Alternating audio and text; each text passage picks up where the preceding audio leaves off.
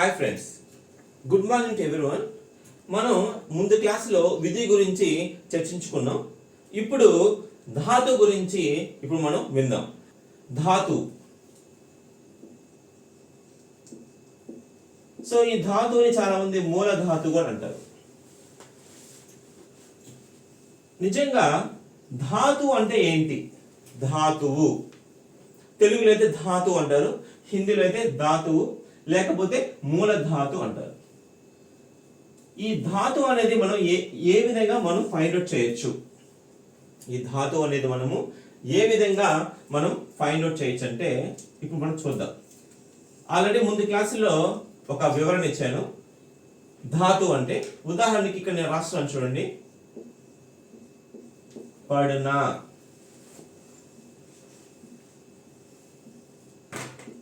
లిఖనా, సునునా, ఖానా, ఈ విధంగా రాశాను చూడండి. పడనా అంటే చదువుట, లిఖనా అంటే రాయుట, సునునా వినుట, ఖానా తినుట. ఇలా మనం చాలా రాయొచ్చు క్రియలు అనేవి. సో వీటిని మనం ఏమంటామంటే క్రియ అంటారు, క్రియలు. ఇక చూడండి, మన తెలుగులో నేను చదువుట, రాయుట, వినుట, తినుట అన్న టా అనేది ఉంది. తెలుగులో ఏవైతే మనము ఏ విధంగా అయితే టా అనేది మనం రిమూవ్ చేస్తామో, హిందీలో అదే విధంగా నా అనేది మనం రిమూవ్ చేయాలి. రిమూవ్ చేస్తే ఆ మిగతా రిమైనింగ్ పార్ట్ ఏ విధంగా ఉందో దానిని మనము ధాతువు లేకపోతే మూల ధాతువు అని అంటారు. ఇప్పుడు చూడండి, ఉదాహరణకి పడనా ఉంది, పడ్, లిఖనా ఉంది, లిఖ్, సునునా ఉంది, సున్, ఖానా ఉంది, ఖా. వీటిని ధాతు అంటారు. మళ్ళీ మనకి ధాతు అనేది రెండు విధాలుగా ఉంటుంది, రెండు భాగాలుగా ఉంటుంది. ఒకటి హర్స్ ధాతు అంటారు. ఒకటి హర్స్, చూడండి హాకి రావత్తు నేను ఏ విధంగా ఇచ్చాను చూడండి, హర్స్ ధాతు అంటారు. రెండవది దీర్ఘ ధాతు అంటారు. ఒకటి హర్స్ ధాతు, రెండవది ఏంటి? దీర్ఘ ధాతు. ఏ విధంగా మనం ఐడెంటిఫై చేయొచ్చు? హర్స్ ధాతు అని మనం ఎలా గుర్తుపట్టగలం? దీర్ఘ ధాతు అని మనం ఏ విధంగా మనం ఈజీగా గుర్తుపెట్టడం అనేది ఒక సింపుల్ మెథడ్ లో చూపిస్తాను, వింటూ చూడండి. హర్స్ ధాతు ఉదాహరణకి కొన్ని వర్బ్స్ రాస్తున్నాను. లిఖనా,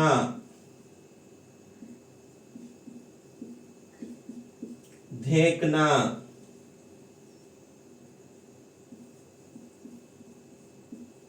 बोलना,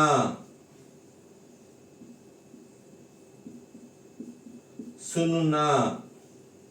ఉదాహరణకి కొన్ని క్రియలు రాశాను చూడండి. ఈ క్రియలకి మనకి ఎండింగ్ లో కామన్ గా ఉంది. ఏముంది మనకి ఇక్కడ? నా అనేది ఉంది.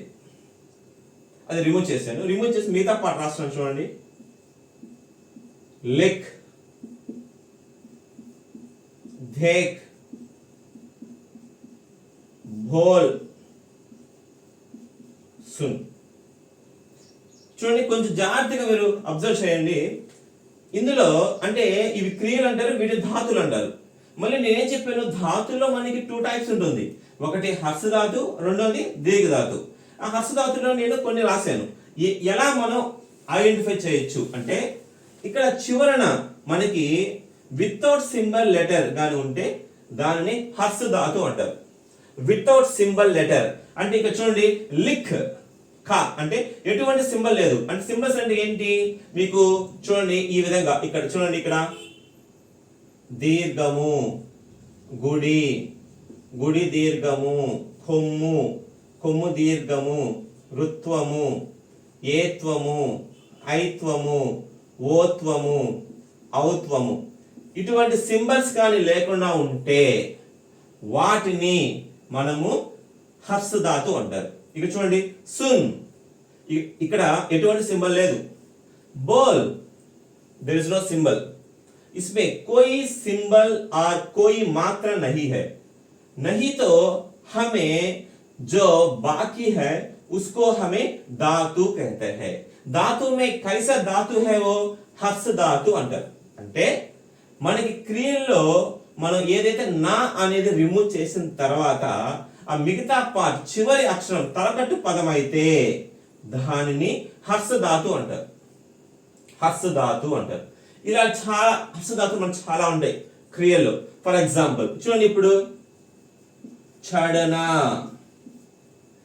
చడన అంటే ఎక్కుట, చడో, చడన అంటే ఎక్కడం. సో దీని యొక్క ధాతు ఏంది చడ్.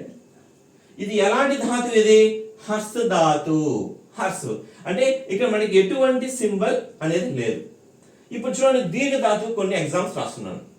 ఇప్పుడు క్లియర్ అయిందా మీకు? హర్ష ధాతు అంటే ఏంటి అంటే మన క్రియలు రాసిన తర్వాత వాటికి నా రిమూవ్ చేస్తే మిగతా పార్ట్ ఏముందో చివరి అక్షరం అనేది వితౌట్ సింబల్ లెటర్ గా ఉండాలి. ఉంటే వాటిని ఏమంటారంటే హర్ష ధాతు అంటారు. ఇప్పుడు దీర్ఘ ధాతు చూడండి, ఆనా, రోనా, జానా, ఖానా, ఈ విధంగా ఉదాహరణ రాశాను. ఇప్పుడు చూడండి, ఇక్కడ నా అనేది రిమూవ్ చేస్తున్నాను, నా. సో రిమైనింగ్ పార్ట్ చూడండి, ఆ, రో, ఝా, ఖా. క్లారిటీ వచ్చిందా మీకు? ఇక్కడ చూడండి, ఆనా. ఇక్కడ మనకి ముందు అక్షరం ఉన్నా పర్లేదు, లేకపోయినా పర్లేదు. ఉదాహరణకి అలాంటి అక్షరం రాస్తాను చూడండి, ఇక్కడ బిఠానా. చూడండి, బిఠా అంటే బిఠానా అంటే కూర్చోబెట్టుట, బయటన కూర్చోవడము, బిఠానా అంటే కూర్చోబెట్టడం. ఇవి నెక్స్ట్ క్రియల్లో చెప్తాను. ఇప్పుడు బిఠానా అంటే ఏంటి? ఇక్కడ కూర్చోబెట్టుట. ఇప్పుడు చూడు, బిఠానాలో నా అనేది రిమూవ్ చేశాను, మిగతా పర్సెంట్ బిఠా అంటే ఇక్కడ టా తర్వాత మనకి ఏముంది? ఇక్కడ దీర్ఘం ఉంది. సింగిల్ లెటర్ ఉన్నా సరే ఇక్కడ కానీ దీర్ఘం చూసారా, ఇక్కడ దీర్ఘం ఉంది, ఇక్కడ దీర్ఘం ఉంది, ఇక్కడ మనకి ఏముంది? ఇక్కడ ఓత్తు ఉంది, ఇక్కడ దీర్ఘం ఉంది. ఇలాంటి ధాతువుని మనం ఏమంటామంటే దీర్ఘ ధాతు అంటారు. Is it clear for everyone? అంటే హర్ష ధాతు, దీర్ఘ ధాతు ఎలా ఫైండ్ అవుట్ చేయాలి అంటే మనము క్రియల్లో ఉన్నటువంటి వాటిని నా అనేది రిమూవ్ చేసిన తర్వాత ఫైండ్ అవుట్ చేయొచ్చు. ఇప్పుడు ఉదాహరణకి ఇక్కడ నేను కొన్ని ఎగ్జామ్స్ రాసాను చూడండి.